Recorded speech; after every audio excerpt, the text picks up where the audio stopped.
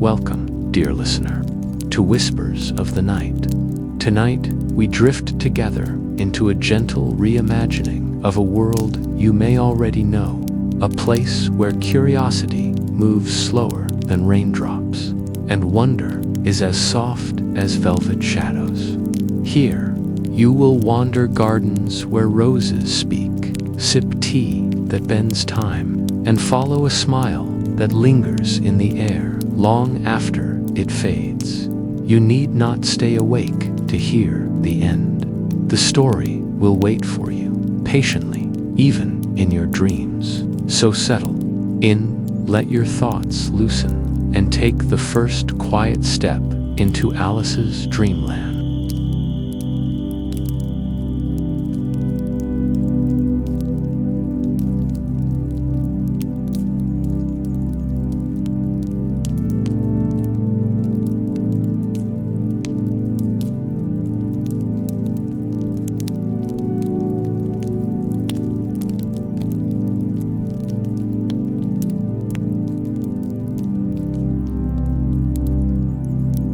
Before we wander further, let's allow your mind to soften and your body to rest.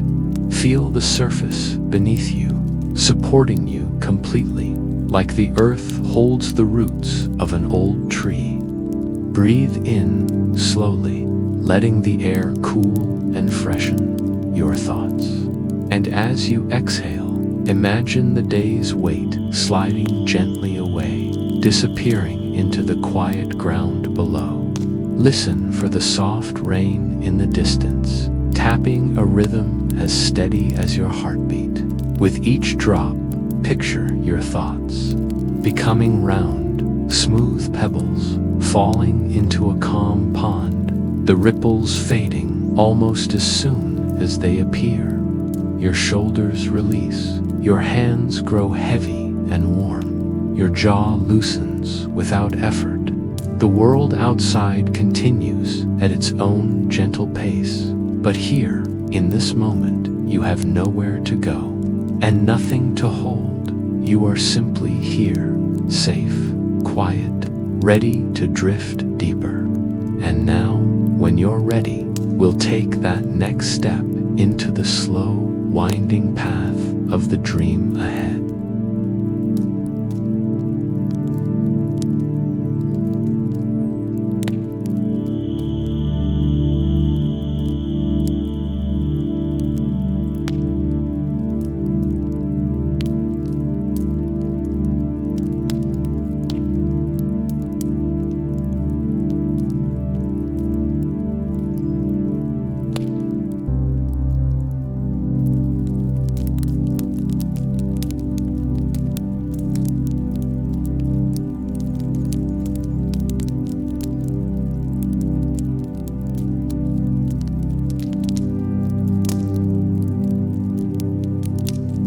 Alice in Dreamland. The Rabbit's Whisper and the Velvet Tunnel.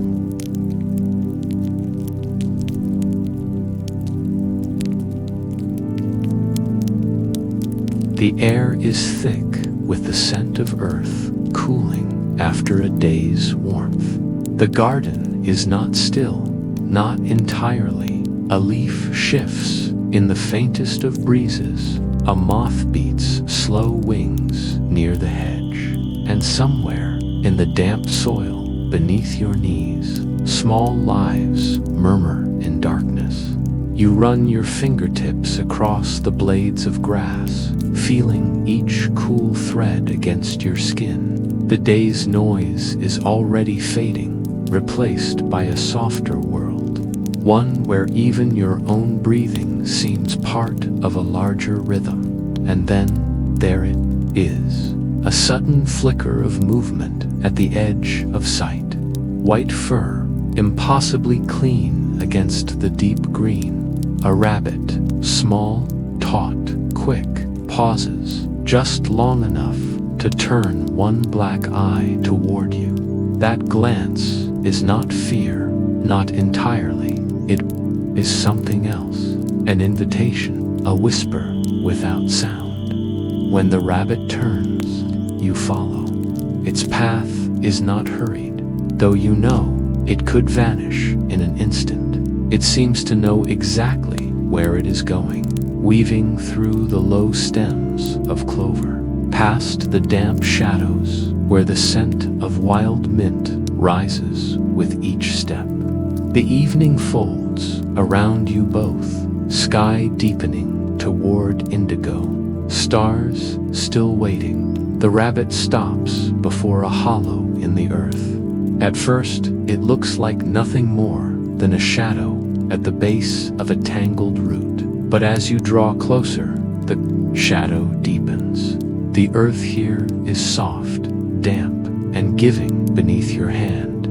There is an opening framed by roots like fingers, leading down into darkness. The rabbit slips inside without hesitation. You pause, peering into the entrance. The air rising from it is cool, scented with soil and something older, more secret. Instinct tells you this is not a place for people, and yet you lean forward. You place one hand against the smooth-packed earth, feeling the delicate structure of the tunnel wall, each granule of soil bound together by unseen threads. Here, science quietly works, hidden in shadow. The rabbit's tunnel is an architecture shaped by instinct and evolution. The walls are held firm by roots and fungal filaments, the microscopic lacework of mycorrhizae that threads through soil like living embroidery. Each strand belongs to a vast underground network, a fungal highway connecting plants, trading nutrients, sharing chemical messages in the dark. The rabbit moves through a world most humans never see, a realm where communication is silent, chemical, and older than the first forests you step inside. The shift is immediate. Above ground, the evening air still held a trace of warmth. Here, the temperature falls to the steady cool of the subterranean. Your ears fill with new sounds, the muffled thump of your heartbeat, the quiet patter of soil shifting as your hands and knees press forward, the occasional faint scratch ahead as the rabbit moves. Light fades quickly, shapes blur, until you must navigate by feel alone. The tunnel curves gently, its walls brushing your shoulders, the floor soft under your palms. You imagine the rabbit's body fitting here perfectly, sleek and flexible, fur brushing the walls just enough to feel safe in the closeness. As you move deeper, your mind begins to adjust to the dark. It feels ancient here. Time seems slower, as if the air itself moves differently underground. This is not empty space. Every grain of soil around you is alive in its own way. A teaspoon of earth here may hold billions of bacteria, each performing quiet miracles, breaking down leaf litter into nutrients, cycling carbon, shaping the soil's texture so water moves through it just so. These are the unseen chemists of the garden, working without pause, turning death into life. You trail your fingertips along the wall, and the texture changes looser, crumbly, smelling faintly metallic. Iron, you realize, leached from stone over decades, even centuries. In a place like this, geological time and biological time are layered together. The slow drip of minerals feeding the roots above the roots, feeding the fungi feeding the plants that feed the rabbit, that now leads you deeper. The rabbit pauses ahead. You can just make out the faint outline of its ears, listening. You listen to. Somewhere far above, perhaps, rain begins to fall. The sound arrives not as drops, but as a deepening hush, a shift in the pressure around you. The soil takes in water like a held breath, storing it in tiny pores, passing some to roots, holding some for later. You realize you are moving not only through space, but through a web of cycles, water, minerals, life, decay, all flowing in ways you cannot fully see. You keep moving, the tunnel forks, and the rabbit chooses the left path. Here, the ceiling dips lower, forcing you to press closer to the earth. Your cheek brushes the wall, and you feel the cool grit of it, smell the rich mineral temps. Somewhere in the dark, you hear the faint rustle of another small life, perhaps a vole, perhaps an insect shifting in its own passageway. You are a guest here, moving through someone else's home. It is strange. You think how the mind adapts. The absence of light sharpens other senses. You notice the rhythm of your breath, the press of the earth on your palms, the small, steady movements of the rabbit ahead. In the dim, your thoughts slow, becoming broad and unhurried. You find yourself thinking not in words, but in textures, scents, sensations. The rabbit stops again. This time, the tunnel widens into a small chamber, its floor smooth from many passages. This is a resting place. Rabbits dig such chambers to pause, to nest, to nurse young in safety. In the dim quiet, you imagine the gentle thud of tiny heartbeats, the slow rise and fall of breathing fur. Above you, unseen, the roots of a great tree descend into the earth. Some reach deeper still, tapping into ancient reserves of water. The oldest roots here may have been growing for decades, shaping the very structure of the soil around them. Through the fungal network, the tree can share sugars with smaller plants nearby, even with seedlings shaded by its own branches.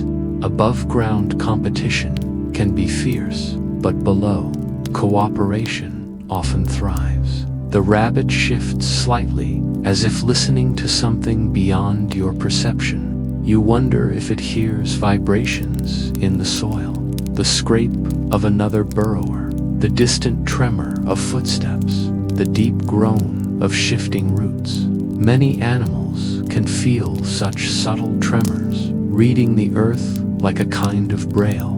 When the rabbit moves on, you follow without thought. You are part of its journey now. The tunnel slopes downward, and the air cools further. Moisture beads along the walls, tiny droplets catching what little light remains from behind. The soil here smells older still, touched by layers of leaf and root that fell centuries ago. This is compost on a geologic timescale, slow, unhurried, inevitable. Your hand brushes something smooth. A stone, rounded by water, long gone, left. Here, as the land shifted and changed. Once, perhaps, this place was a stream. Once, light touched this very spot. Now, it is a quiet memory, buried beneath layers of time. The rabbit's pace slows. Ahead, the tunnel begins to spiral, curving upon itself in a slow descent. The walls feel warmer here, faintly vibrating with a hum you cannot quite place. Perhaps it is the movement of water deeper still, or the faint resonance of life itself. You keep going, step after step, turn after turn, until the rhythm of movement becomes almost like breathing. Down here, you feel the weight of the earth above, but also its cradle-like hold. You are surrounded, enclosed, supported on all sides, And then, without warning, the rabbit stops. The tunnel ends, not in another chamber, but in a curtain of roots so dense they form a living wall. The rabbit pauses, nose twitching, then slips. Between them, you hesitate. The roots are cool and firm, their surfaces alive with faint hair-like threads. Gently, you part them, stepping through into a space beyond. The air here is different, warmer, faintly sweet. Light, impossibly, filters down from somewhere above. Not bright, but golden and diffuse. The ground is soft with layers of fallen leaves, each breaking down slowly into the soil. You have emerged into an underground pocket where the ceiling is, thin enough for life to weave its way inside. Ferns grow here, their fronds unfurling toward the muted light. The rabbit sits still, waiting. You kneel, resting your hand on the leaf-littered floor. All slowly transformed by fungi and microbes into the building blocks of future growth. Here, in this hidden hollow, the cycles you felt in the tunnel revealed themselves, decay feeding life, darkness giving way to green. You breathe slowly, letting the scent of earth and leaf and root fill you. Above, a single drop of water falls from the ceiling, landing with a sound so small it feels vast. The rabbit's ears tilt forward. It rises, turning toward another narrow opening at the far side of the hollow. You know now that it will not stop. Here, that the tunnel continues, that this journey winds deeper, perhaps toward a place where the earth's quiet heartbeat can be heard more clearly. And so you follow, carrying with you the memory of the velvet dark, the murmurs of unseen lives, and the patient, endless work of soil. Ahead, the passage narrows again, and you wonder what might be waiting in the next chamber, where the air grows warmer still.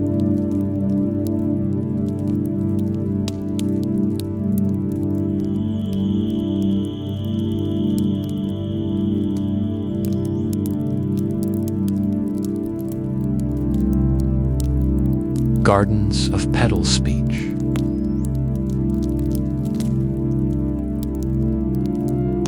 You step out of the velvet tunnel into a light that is not sharp, not loud, but softened by clouds that stretch wide and gentle across the sky. The sun is a pale disk, muted as though wrapped in gauze, and its warmth arrives not in a rush, but in a slow, steady seep. The air smells faintly of wet stone and something sweeter, the breath of flowers waking after a night of dew. For a moment, you pause. Your eyes adjust to the openness, the sudden expanse after the close embrace of earth. The ground beneath you is springy with moss, and as you lift a foot, it springs back slowly, holding the memory of your wait for a breath before smoothing itself again. Ahead, a low arch of tangled stems and leaves forms a natural gate, its edges fringed with blooms. You move toward it, drawn by the hum that threads the air beyond. It is not a single note, that hum, but many wings in motion, bodies brushing petals, the quiet rasp of tiny legs against pollen-dusted stamens. You step through the arch, and the garden reveals itself like a held breath released here. Flowers lean toward the narrow paths, their petals forming pockets of color that seem to glow from within. Deep red roses fold upon themselves in layered spirals, soft as whispered secrets. Pale pink blossoms lift their edges to the breeze, trembling as though in conversation. White daisies stand in quiet clusters, their yellow centers like small suns scattered in the grass. You walk slowly, as though the air here is thick enough to move through with care. Each step releases new scents. Lavender when you brush a low stem, lemon balm when your fingertips graze its leaves. The garden feels alive, not just in movement, but in the way it listens, because flowers do listen in their own quiet way. You remember reading of experiments where plants, though rooted, responded to sound, not to music in the way humans do, but to the subtle vibrations that ripple through air and stem and soil. The buzz of a bee's wings can signal a flower to release more nectar, adjusting its sweetness to reward the visitor and ensure the exchange of pollen. This is not thought, not intention as you know it, but it is response, adaptation, a kind of silent conversation carried in tremors and scent. A bee hovers nearby, its body covered in fine golden hairs. You watch as it lands upon the open face of a rose, its legs sinking slightly into the cushion of petals. Its head dips toward the center, where pollen waits like dust from the sun itself. With each movement, grains cling to the bee, turning its body into a tiny courier between flowers. You imagine the path it has already flown today, the way its mind maps the positions of blooms, remembering which ones offer the richest nectar. The breeze shifts, carrying a new scent, heavier, sweeter, almost honeyed. You turn toward it and find a patch of lilies, their petals curved like cupped hands. Their fragrance is not simply for your delight. It is a signal to the night's pollinators, moths with wings patterned like bark and shadow. While day belongs to bees and butterflies, dusk brings other visitors, and the flowers open their perfume to guide them in the dark. You kneel beside a lily, breathing in its scent. The air is cooler here, closer to the ground, carrying hints of the soil beneath. You notice the thin veins in the petals, each a delicate highway for water and nutrients, drawing sustenance upward from roots you cannot see. These petals are not simply decoration. They are living tissue, layered with cells that gather sunlight, protect the flower's inner workings, and shape its scent. Rising, you continue along the path. The garden reveals itself in layers, not all at once. A hedge of rosemary releases its resinous aroma as you pass. The small blue flowers, almost hidden among the leaves. Rosemary's scent is not merely fragrance, it is also defense. The plant's way of discouraging insects that might eat its leaves. Yet here, in this tended space, the balance holds. You pause before a patch of sunflowers, their tall stems creaking softly as they tilt toward the muted light.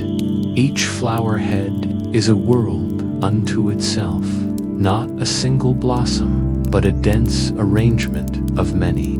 Tiny florets spiraling in a pattern that follows the mathematics of the golden ratio. This spiral is not accidental. It allows each floret to fit closely without wasting space, an efficiency grown into the very structure of the plant. Bees adore such abundance, able to gather nectar from many florets in one visit. A soft rustle draws your gaze downward, where a butterfly lands on a marigold. Its wings, patterned with orange and black, fold and unfold slowly, as though testing the air. You watch as it probes the flower's center with its long, coiled proboscis, sipping from the nectar hidden within. Butterflies see a different spectrum than you. Patterns invisible to human eyes appear vivid to them, guiding them directly to the nectar's source. Flowers have evolved such patterns over millions of years, a private language of color and shape designed for the eyes of their pollinators. You walk deeper into the garden. Here, the path narrows until the blooms brush your sleeves. Petals catch lightly on the fabric, releasing faint traces of pollen. The air grows warmer, as if enclosed by the dense growth.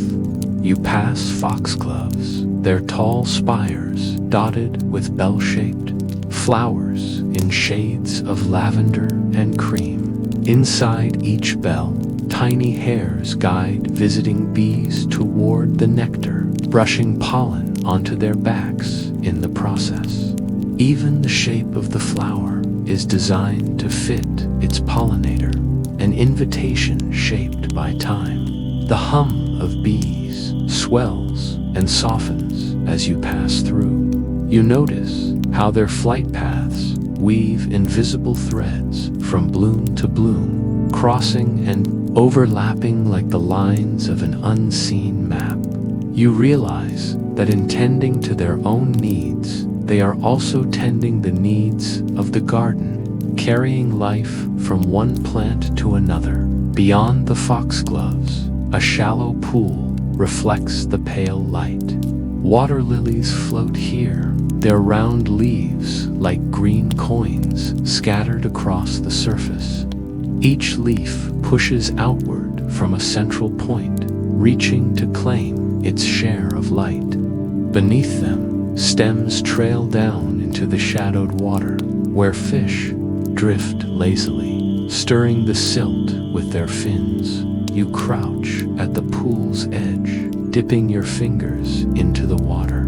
It is cool, the chill rising from the depths where sunlight never reaches. The lily's flowers, bright white and yellow, rise just above the surface, their petals arranged to stay dry. Water cannot carry pollen as air does, so the flowers rely on visiting insects, flies, beetles, to move between them. You remain here for a while, listening. The garden's sounds are layered, the hum of insects, the rustle of leaves, the faint creak of stems swaying. Even silence here feels full, as if it carries the memory of every wing beat, every falling petal. You think of how flowers mark time, not in hours as you do, but in the rhythm of blooming and fading. Some open only at night, their petals unfurling under moonlight to attract nocturnal visitors. Others follow the sun, closing when clouds dim the day. Each bloom is a brief moment in the plant's life, shaped by the seasons and the needs of those who pollinate it. As you walk on, you pass a cluster of jasmine, its white stars spilling scent into the air. The sweetness is almost tangible, clinging to your breath. This fragrance, too, has purpose, to call to distant pollinators across the evening air. You imagine the moths it will draw when the light fades, their wings stirring the night into gentle motion. The path curves, leading you past arching branches of wisteria, their hanging clusters swaying in the breeze. The purple blossoms are cool to the touch, each shaped like a small boat. Bees push inside, emerging dusted with pollen, the tips of their wings brushing petals as they leave. The wisteria scent is subtle, carrying a faint, honeyed note that lingers in your mind long after you pass. At the far edge of the garden, You find a bench beneath a canopy of climbing roses. You sit, letting your gaze wander over the blooms. Some are tightly furled, their petals yet to open. Others are wide and open, their centers heavy with pollen. A petal drifts loose, spinning gently to the ground. You catch it in your hand, feeling the faint texture beneath your fingertips, smooth, but with the softness of living tissue.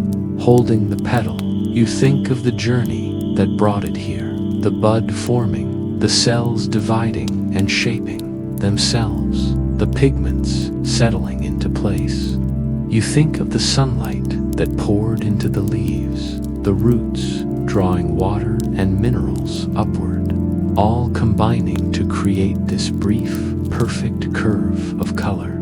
Above you, a bee drifts past, moving toward the roses. Its hum fades as it disappears into the blooms, and you feel the quiet presence of the entire garden breathing around you. Every scent, every color, every rustle of leaf is part of a language you are only beginning to understand. You rise from the bench, following the path toward a gate at the garden's far end. Beyond it, you glimpse tall grasses swaying in a more open space, their seed heads catching the muted light. The air carries a different scent, now drier, touched with the green of wild growth. As you step toward the gate, you feel the garden's hum soften behind you, like the closing of a book you will one day open again. Ahead, the grasses lean in the wind, whispering in a voice unlike the flowers. You wonder what stories they might hold, and how the wind carries their seeds into the waiting fields beyond.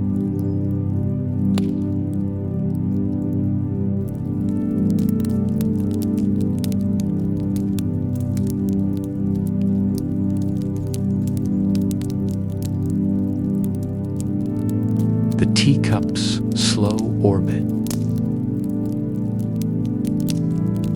You pass through the gate of the garden, leaving behind the hum of bees and the weight of petals on the air. The light is softer here, touched with the muted gold of lanterns strung between poles. They sway slightly in the breeze, casting pools of honeyed glow across a long table set beneath their watch. The chairs are mismatched, their wood smoothed by many hands, their cushions sun-faded but still soft. At one end, steam rises from a kettle, curling upward in spirals that dissolve into the night. The scent reaches you first, not sharp, but deep and layered. The way old books smell when you open them and the paper exhales years of memory. You sit, and the chair sighs under your weight. Before you, a cup waits thin porcelain, its glaze a pale, luminous green, the kind that catches and holds light like water in a leaf. You lift it and feel the warmth radiating into your palms. A quiet pulse you match to your own. The tea inside is a deep amber, clear enough to see the shapes of leaves unfurling at the bottom. You bring the cup to your lips, and the first sip is almost too hot. It blooms across your tongue, carrying the taste of rainwater caught in mountain stone, of sun resting on leaves, of the slow journey from root to hand. Tea is not simply a drink. It is a record of the places it has been. The leaves you hold were once new growth on a shrub that stretched its roots into the soil of another country. In their fibers are stored months of weather, the long cool of spring, the swelling rains, the sharp heat of summer. When you drink, you take in the chemistry of that time, catechins and thioflavins formed in the leaf's own defense. Caffeine produced to discourage insects, but now giving you a gentle wakefulness. The steam curls upward again, and you watch its slow dance. It rises in a narrow column, then spreads into delicate tendrils, each folding and dissolving into the air. What looks like randomness is shaped by physics. Warm molecules moving faster than the cool air around them, mixing and diffusing in patterns so complex that even powerful computers struggle to predict them. In this moment, the steam seems less like a fleeting ghost and more like a map of invisible currents that move through every room, every breath. Someone sets a small dish beside your cup, a few slices of lemon, a spoon of honey. You take the honey first, dipping the spoon into the thick gold. It flows slowly, clinging to itself, stretching into a thread before falling into the tea. Its sweetness is not just taste, but history. Thousands of foraging trips by bees, each gathering nectar from flowers within a certain radius of their hive, then transforming it with enzymes into a form that can last for years. Each spoonful is a condensation of an entire landscape's blooming season. The lemon slice you add next releases oil from its rind, tiny droplets that float on the surface of the tea, scattering light into miniature rainbows. The citrus sharpens, the scent changing the tea's chemistry as acids interact with tannins, softening the bitterness. It is a reminder that even small changes, a drop of juice, a swirl of a spoon, can reshape the whole. The conversation around the table drifts like the steam, slow, meandering, content to curl back on itself.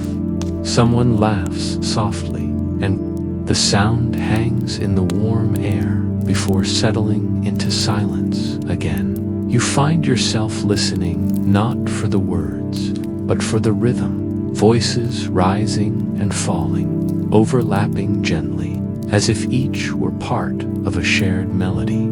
A teapot is passed toward you, its body heavy with heat. The handle is smooth wood, warm, but not hot. You pour, and the amber stream catches the lantern light, flashing briefly like molten glass. The surface ripples as the tea settles, and for a moment you think of other orbits, moons circling planets, planets circling stars, all turning slowly, each held by invisible forces as reliable as the pull of your hand toward the cup. The table itself is long enough that you cannot see its far end clearly. Plates of small biscuits and sugared fruit are scattered along its length, each within reach of someone, though not always within your own. This sharing feels like the tea itself, warmth extended outward, passed from one hand to another until it fills the whole space. You take another sip, and your gaze drifts to the surface of the tea. Tiny convection currents move through it, carrying flecks of leaf in slow spirals. The movement is gentle but constant, driven by the heat still rising from below. In larger bodies of water, lakes, oceans, the same principle moves vast. Quantities of liquid, distributing warmth, oxygen, and nutrients. Here in your cup, the pattern repeats on a smaller scale, a reminder that the forces shaping your drink are the same that shape the planet's seas. Dot your fingers, trace the cups, rim feeling the slight irregularities in the glaze.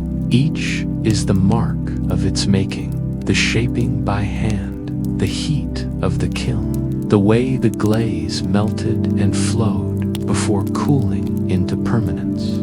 You think of how much of the world is made this way, shaped by heat, transformed by time, cooled into something lasting. Across from you, someone refills their cup and leans back, eyes half closed. The steam from their tea rises into the light of a lantern, catching tiny particles in the air. You remember that what you see as stillness is always in motion. Dust drifting, molecules colliding, air currents turning lazily. Even here, where everything feels slow, the world is moving in countless unseen ways. A plate of dried figs is passed your way. You take one, feeling the grainy texture of the seeds beneath the skin. Biting into it releases a sweetness different from the honey's, denser, darker, touched by the sun's drying heat. Figs carry their own kind of history. They were among the first cultivated fruits, grown by humans thousands of years ago. Each one is a closed system, a small chamber where flowers bloom internally and are pollinated in secret by tiny wasps.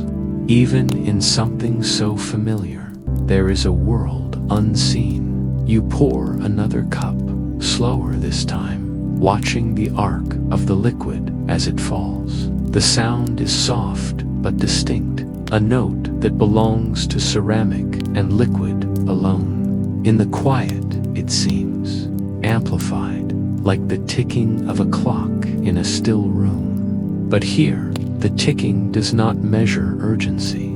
It simply marks the present moment, steady and unhurried.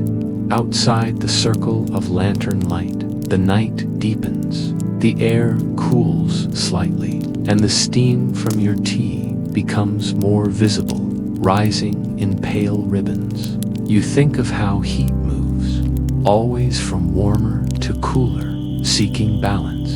This simple law shapes everything: the way your tea cools in the cup, the way weather shifts across continents, the way the sun's warmth spreads and fades. Balance is not stillness, but a constant, gentle exchange.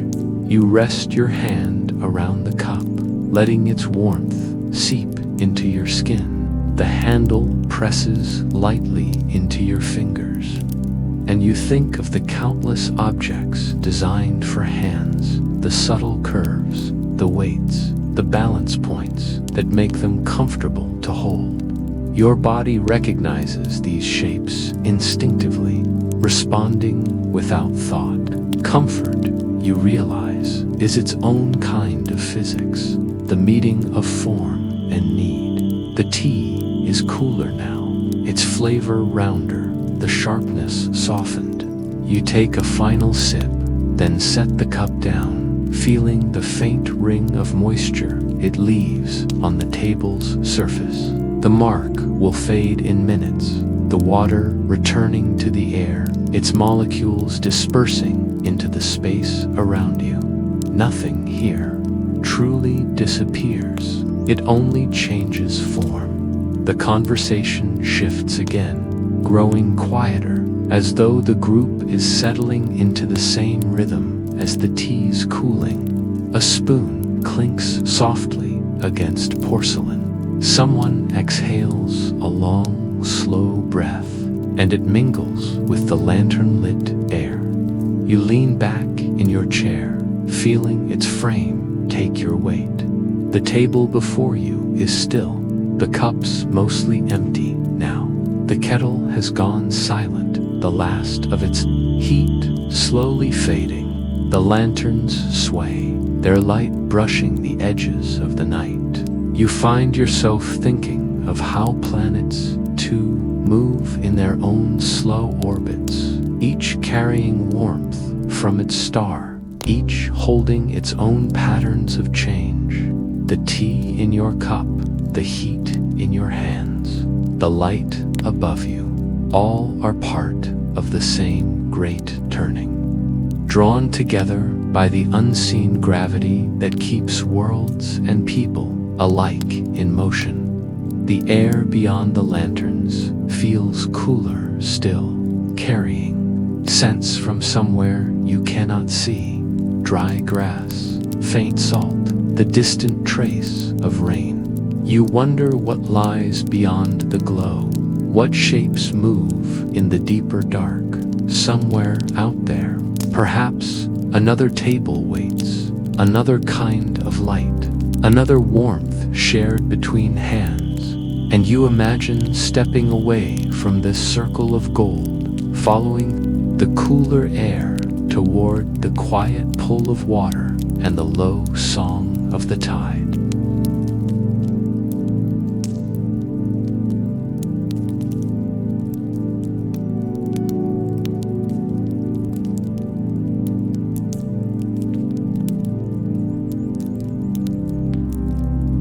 The Cheshire's vanishing path.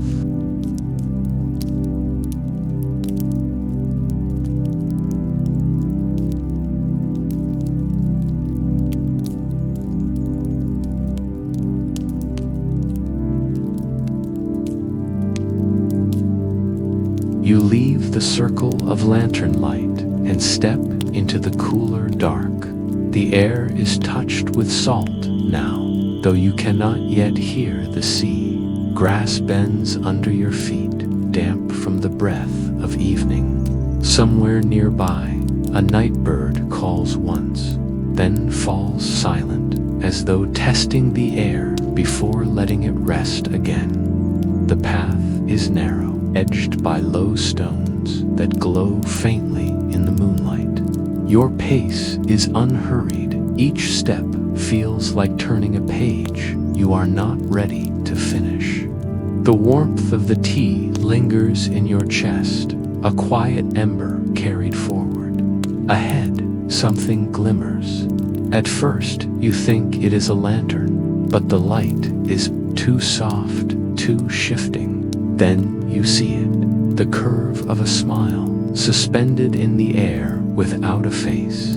It is not a trick of shadow, nor entirely light, something between the two, like the memory of a shape. The smile widens as you approach, and for a moment you feel the weightless recognition of meeting an old friend. But before the rest of the face can form, it fades, dissolving into the night like mist over warm stone. You pause where it was, looking for some trace. The air holds only stillness, though you sense a lingering presence, like the faint scent of rain after it has passed. Your gaze drifts downward to the ground beneath your feet. Moss spreads in thick green sheets, springing gently as you press into it. Each step leaves a temporary imprint, the fibers bending under your weight, then slowly rising again, not unlike how the earth itself responds to forces upon it, rebounding over years after the retreat of ice or the shifting of land. Moss is older than most plants, you know, a quiet survivor from a time before flowers. Without roots, it draws water and nutrients directly through its leaves, relying on the delicate film of moisture that clings to them in the cool air. Here, under the faint glow of moonlight, each tiny leaf reflects just enough silver to seem lit from within. You crouch, running a fingertip along the soft surface. It feels almost like velvet, though each blade is just a few cells thick. The path widens, and ahead, a sheet of water lies still as glass. At first, you think it is a pond, but there is no hollow in the ground to hold it. Instead, it seems to float slightly above the earth, a perfect circle edged in dark stone. The surface is mirror smooth, catching not only your reflection, but the reflection of the moon. the branches above, the stars scattered across the night. You move closer, noticing that the image in the water does not quite match the world around you. The moon in the reflection is fuller, the stars arranged in patterns you cannot name. A branch that should be bare in winter carries a scattering of blossoms here. The water does not simply reflect, it remembers other nights, other skies. Kneel at the edge, your knees pressing into the moss. The scent of the water is faintly briny, though there is no sea here. Ripples form without a breeze, moving outward from a point somewhere deep within. You think of how water holds memory in patterns of movement, waves shaped by the wind hours before, currents carrying the imprint of distant storms. In oceans, these patterns can travel for thousands of miles, long after their cause has vanished. From sight, you extend a hand toward the surface. Your reflection reaches back, the fingers aligning perfectly until the tips are almost touching. Then, as your skin meets the water, the edges of the image blur. The surface yields not with a splash, but with a slow folding inward, as though it were fabric being drawn aside. The sensation is neither warm nor cold, but something beyond temperature, a kind of yielding that invites rather than resists.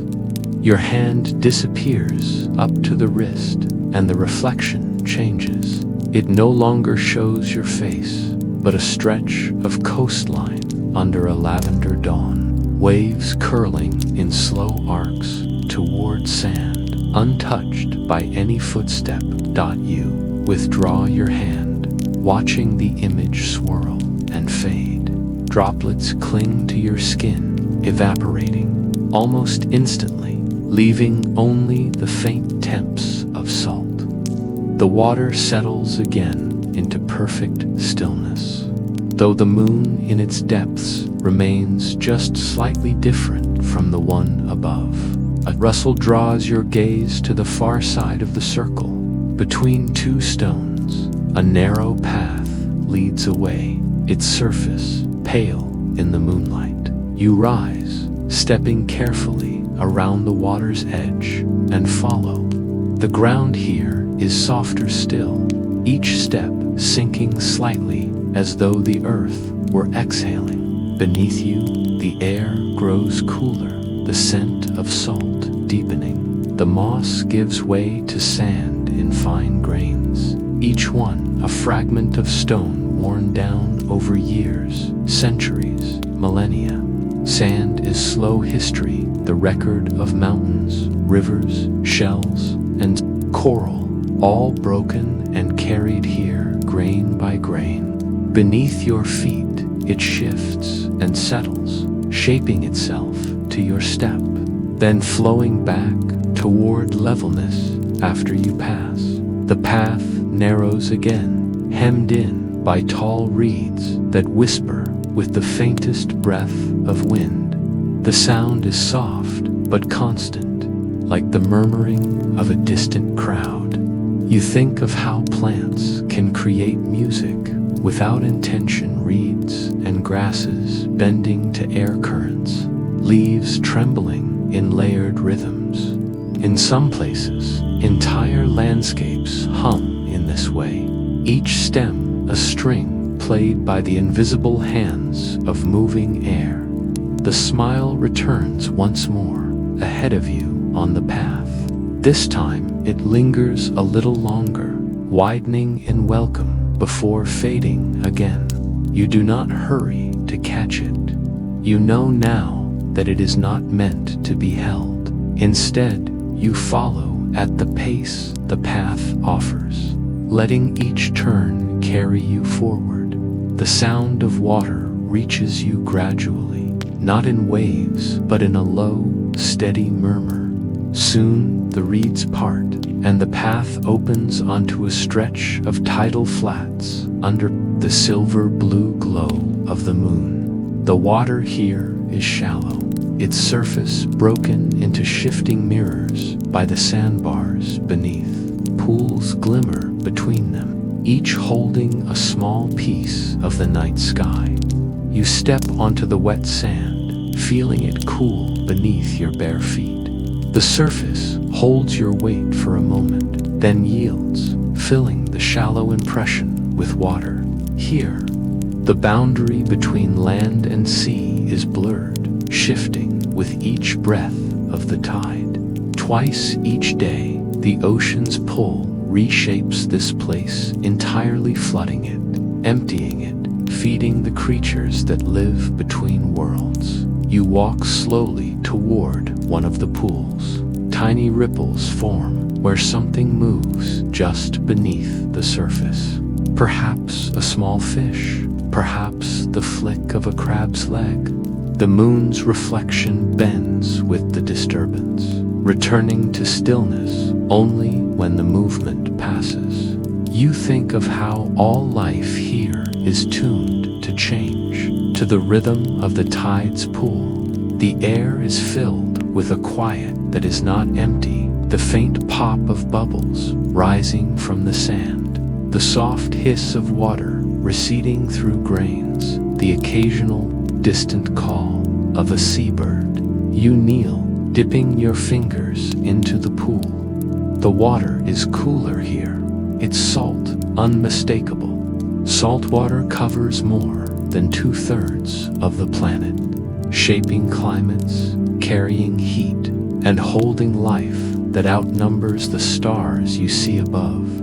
You stand again, the wet sand clinging briefly to your skin before falling away. Ahead, the tidal flats stretch toward the horizon, where the water deepens into the sea. The pull you felt earlier is stronger now, not only the scent of salt, but the sense of vastness waiting just beyond reach. The smile appears one last time, far out along the flat, where the water is already beginning to rise. It seems to hover above the surface, bright against the dark, before slowly dissolving into nothing. You remain still, listening to the tide's slow advance. The sea does not rush. It claims the shore with patient persistence, moving in patterns guided by the pull of the moon and the turning of the earth. Each wave is part of a cycle as old as the oceans themselves, linked to the same gravity that holds planets in their orbits. The water's edge draws nearer, carrying with it a faint, steady sound, not quite a song, but something close. You take a step forward, feeling the first cool wash around your feet. The tide continues its approach, and you realize you are standing at another kind of threshold, one that is not marked by stone or mirror, but by the living line between sea and land, and somewhere beyond the moonlit horizon, the deeper currents wait, carrying the long, slow heartbeat of the ocean into places you have yet to see.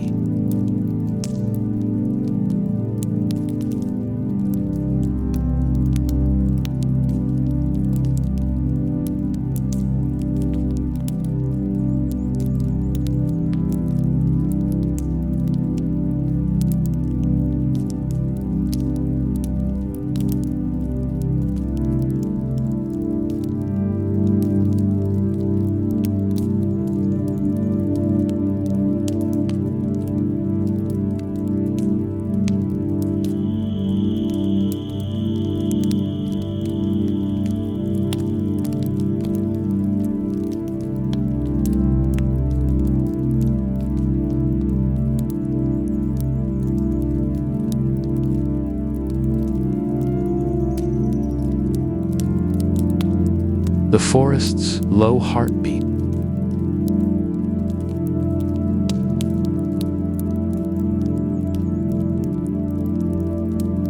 You step softly onto the forest path, where the day exhales into its cooler half. The light has changed. It is no longer the quicksilver brilliance of noon, but something softer, like liquid amber poured between the leaves. Shadows stretched across your feet in long, intricate patterns, as though the trees are tracing their stories upon you. Above, the canopy murmurs. It is not quite a wind, not quite a hush. It is the sound of countless leaves shifting minutely in response to one another, a communication older than language. Each leaf quivers, not from restlessness, but from an awareness of the air itself, the subtle differences in temperature, the minute fluctuations in humidity, the passing weight of a bird's wing beat. The forest feels like it is breathing, and perhaps, in its own way, it is. Trees, you recall, inhale carbon dioxide and exhale oxygen, each one an unassuming alchemist of the air. In the hours of sunlight, their green leaves absorb light to power. Photosynthesis, a process as old as the first forests on Earth, which began their quiet work hundreds of millions of years ago. You imagine the molecules in the air, invisible and restless, entering through the tiny pores on the underside of each leaf, transformed in a patient, chlorophyllid workshop into the oxygen you draw into your lungs now. This exchange is silent, but it is not without rhythm. Like your own pulse, it has peaks and lulls, adjusting to light and shade, season and soil. The low heartbeat of the forest is not a sound you can hear with your ears. It is a sensation that seems to hum through the ground into the soles of your feet. You pause and kneel, resting your palm against a tree's wide, rough trunk. The bark is cool at first, then warms slightly under your touch, as if aware of your presence. Inside, beneath the textured armor, sap moves slowly, drawn upward through the xylem in a pull created by the evaporation of water from leaves far above. Each molecule of water clings to the next, creating an unbroken thread from root tip to crown. This pull, invisible yet constant, is enough to lift water higher than any human pump could manage without enormous effort.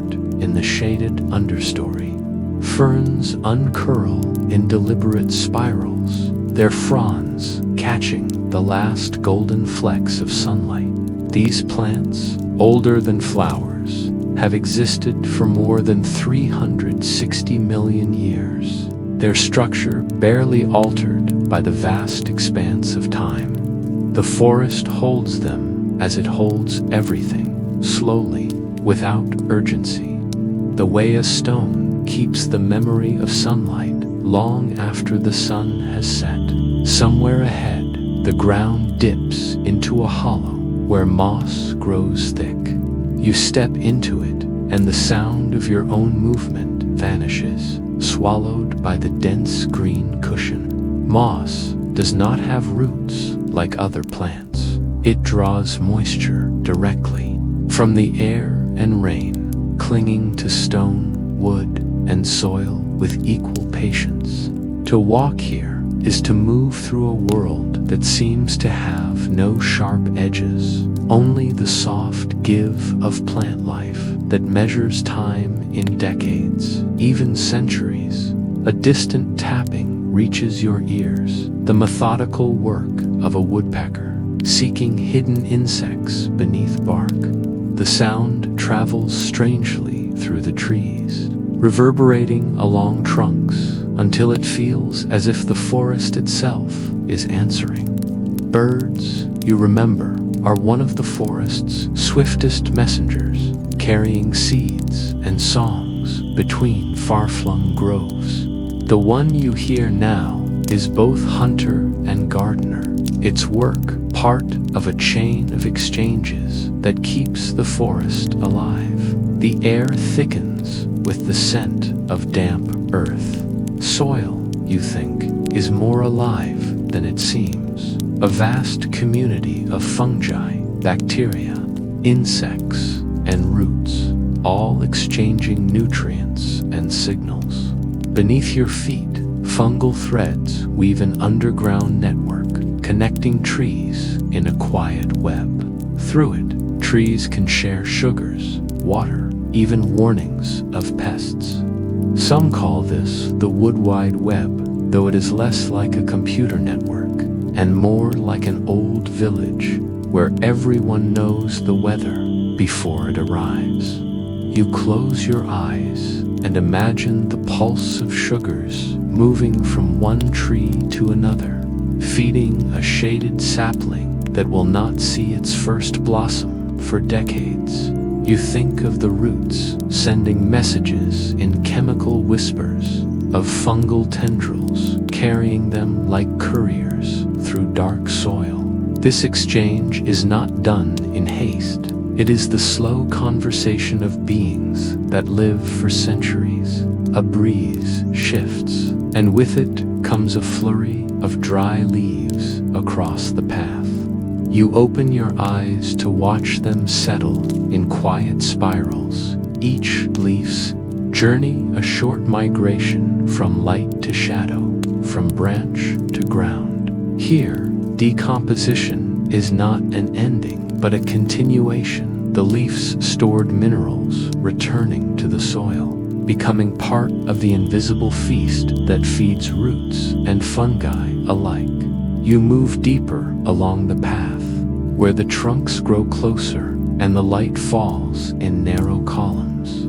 High above, a raven passes between branches, its call deep and deliberate. Ravens, like the forest itself, carry an intelligence that is not hurried. They observe, remember, and adapt qualities that trees, in their own way, mirror the forest's. Low heartbeat seems louder here, though still beyond sound. It is in the sway of the branches, in the push of sap, in the steady decomposition of fallen wood into soil rich enough to cradle new life. Every action here is an extension of what came before, a link in an unbroken chain. You think of the earliest forests when the world's air was different, when giant dragonflies and tree-sized ferns stood where cities now rise. Those forests too had their rhythms, their hidden conversations. The heartbeat of the forest has always been slow, yet powerful enough to reshape the air, the climate, the land as dusk deepens. The first fireflies emerge, tiny pulses of light hovering among the trunks. Their glow is a soft language, signaling through patterns and timing, each flash a beacon in the gathering dark. They seem to echo the heartbeat you've been sensing, another rhythm layered into the forest's tapestry. You find a fallen log and sit, letting your breathing match the pace of the place. The longer you remain still, the more the forest folds itself around you. Small feet rustle in the underbrush, perhaps a deer stepping carefully or a hedgehog nosing through leaves. The night shift begins without fanfare, each creature moving according to an ancient clock you cannot see but can almost feel. The stars begin to gather above the canopy, faint at first, then more certain. Somewhere, far beyond this patch of earth, the moon is rising. Its pull will touch the ocean tides, the currents in the air, and perhaps even the subtle flows within the trees themselves. You think of how the forest's heartbeat will continue through the night, how the trees will shift from exhaling oxygen to taking in more, how the animals will pass messages in scent and sound, how the soil will quietly reorganize itself underfoot. It is not a rhythm you can speed up, nor one you need to. It is content to go on, as it always has, at the pace of deep time. The shadows around you grow darker, the lantern of the day fading into memory. You rise, brushing moss from your palms, and take one last deep breath of the cool, living air. Somewhere ahead, past the line of trees, another kind of silence waits, a silence shaped not by branches, but by water.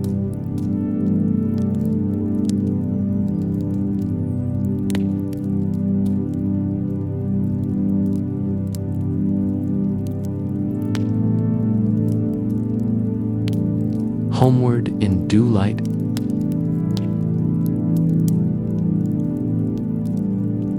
the air tastes different now, not the dense, moon-soaked hush of night, but the fragile sweetness that comes before day has fully claimed the sky. You feel it in the way your breath lingers just a little longer in the coolness, how the faintest light glances off the edges of leaves still heavy with sleep. A hush spreads over the land, not of silence, but of things holding their sound for a moment, as though the world is pausing to greet itself. The grass beneath your feet is jeweled, each blade crowned with a bead of dew, so round and perfected, seems as though it could roll away at the lightest touch. They tremble when you pass, yet hold fast, like tiny lanterns waiting to be lifted into the day. Somewhere in the air is the faint, green scent of the earth's own breath, a perfume of roots, moss, and the faint metallic note of stone cooling after darkness. You walk slowly, not because the path is long, but because your pace feels in tune with the hour. The world is not in a hurry, and neither are you. The sun, still hidden behind a veil of low mist, is merely a suggestion, its coming presence hinted at by the way shadows have begun to soften. Mist drapes itself over the land like a shawl drawn close. In it, sound changes shape. The call of a bird is not sharp, but rounded, distant and near at once. Even your footsteps seem muffled, as though the ground is cushioning them in its palm. Each droplet in the air catches and bends the first light, scattering it in quiet prisms, so small you feel them more than you see them. Somewhere to your right, a stream murmurs to itself, its voice softened by the folds of fog. You follow the sound for a while, tracing its rhythm the way one traces a familiar melody. In the dimness, the surface of the water is a moving tapestry of silvers and pale blues, brushed occasionally by the shadow of a leaf drifting down. Here, you notice the physics of stillness, how the smallest pebble alters the water's path, how the current bends around an obstacle without argument, how gravity pulls yet never rushes. You dip your fingers into the stream and feel the night's memory in its coolness. Beneath the surface, small shapes flicker, darting fish no longer than your thumb, moving in bursts of purpose and pause. The water's skin trembles with their passing, ripples that carry outward in widening circles, each one a soft distortion of the morning's reflection. It reminds you that every action, no matter how small, carries outward into the world, touching more than you can see. The mist shifts. A gap opens, and through it you glimpse the faint silhouette of hills in the distance. Their outlines are blurred, as though the day has yet to decide their final shape. Above them, the sky holds a delicate gradient, the deep gray blue of retreating night melting into a shy wash of rose. This slow blending of colors is not abrupt like paint poured into water, but gradual, patient, each shade keeping company with the one beside it. You pause at the crest of a gentle slope. Below, the land dips into a hollow where the dew lies thickest. Here, the droplets are so abundant they seem to merge, forming threads of silver lace between blades of grass. When the first direct light of morning touches them, they will scatter into brightness, but for now they rest unbroken. The sight calls to mind a truth hidden in the quiet. That morning is not simply the absence of night, but a slow negotiation between them. The dark does not vanish all at once. It is persuaded to loosen its hold, retreating with grace so that light may grow in its place. You think of how many cycles like this exist, not just in the sky, but within your own life changes that are less like switches and more like tides, flowing in and out without edges. Somewhere behind you, a bird begins a tentative song. The first note is uncertain, testing the air, and then another follows, more confident. Soon the space above the grass is woven with threads of sound, not loud, but persistent, like the gentle expansion of a breath. The forest at the horizon begins to stir, a slow rustle in the canopy that spreads leaf to leaf, branch to branch. You find yourself wondering how many creatures rise now, not because they must, but because this is the time when their bodies feel aligned with the earth's own heartbeat. Some plants open only in this liminal hour, their petals timed to greet pollinators who visit before the heat of day. Spiders have worked through the night to spin delicate bridges of silk, now strung with beads of dew that will vanish in the first true warmth. Each web is an invisible cartographer's map, charting air currents you cannot see. The light deepens.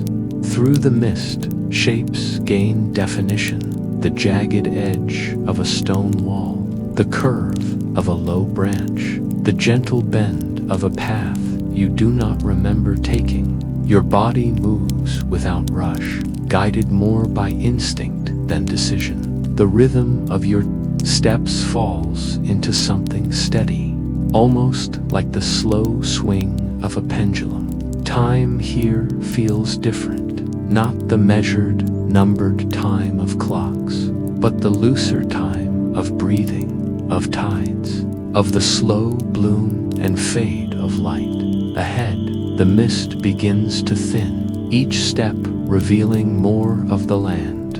You pass a meadow where the grass leans under the weight of dew, each droplet a perfect lens, bending the world inside itself. Science tells you that the shape of these drops, the way they cling and reflect, is the result of surface tension, the invisible pull of molecules holding close to one another. Yet here, in this light, it feels like the grass and water simply wish to remain in each other's company for as long as they can. The first beam of direct sunlight slips through, catching on a spider's web. For a heartbeat, the entire structure blazes, each strand becoming a thread of liquid gold. Then the angle changes, and the light moves on, leaving it unseen once more. It is a fleeting kind of beauty, one that asks nothing but your notice. The warmth touches your cheek now, The mist curls away in places, revealing the path ahead in soft fragments. Your body begins to feel the change, the slight loosening of your shoulders, the deeper ease in your breath. The night's long exhale is over.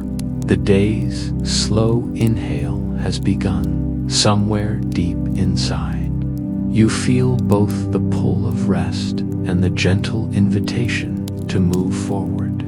You are not leaving the dream so much as carrying it with you, like a small flame protected in cupped hands. You walk on. The trees ahead are lit from behind, their leaves edged in light, each one trembling as though aware of its brief moment in the sun's full attention. Between them, the forest's darker paths wind away, places you might explore another time. For now, you follow the brightness, letting it draw you toward a clearing. Here, the ground is warm enough that the dew has already begun to vanish, retreating into the air to begin its quiet cycle again.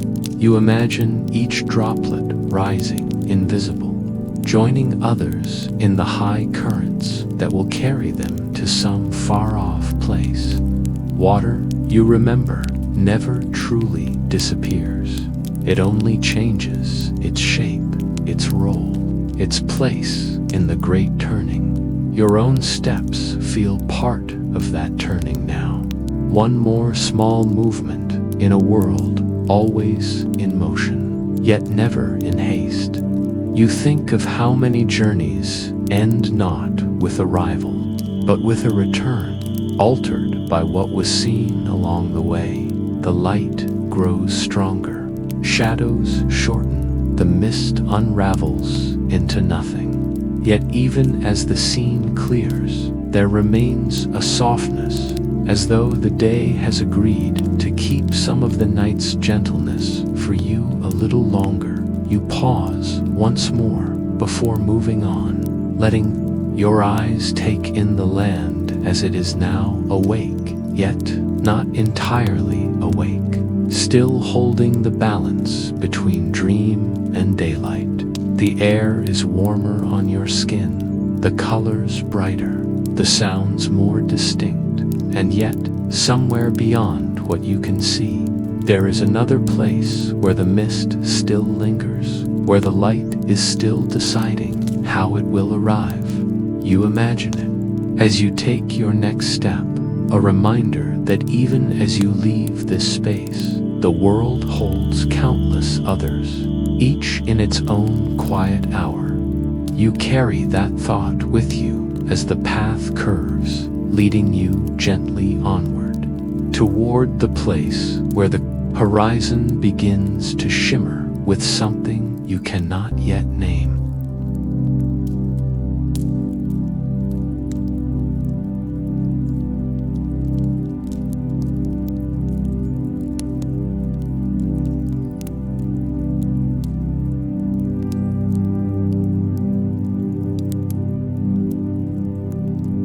And so, with the first sigh of dawn, our dream draws to a close. But the gentle world we've wandered tonight will remain, waiting for you whenever you wish to return. Sleep peacefully, dear dreamer, until we meet again in Whisper